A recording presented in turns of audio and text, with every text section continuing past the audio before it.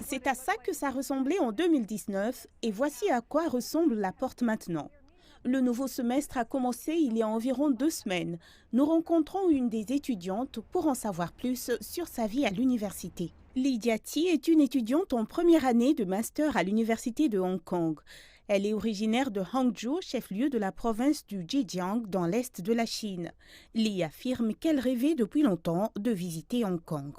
D'après ma propre expérience, cela pourrait remonter à l'époque où, au collège, j'envisageais d'étudier à Hong Kong. J'étais très influencée par la culture hongkongaise, comme les films et les chansons.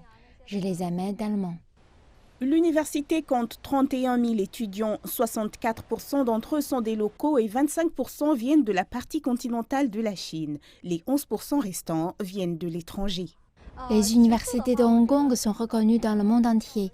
Elles sont plus abordables que les universités américaines ou européennes pour un niveau comparable de ressources pédagogiques et une meilleure transférabilité de carrière si je retourne sur la partie continentale.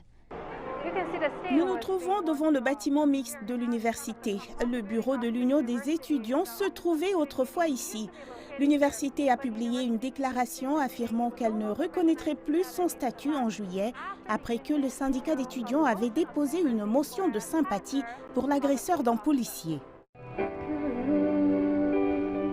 Était-elle inquiète pour sa sécurité compte tenu des événements violents de 2019 ?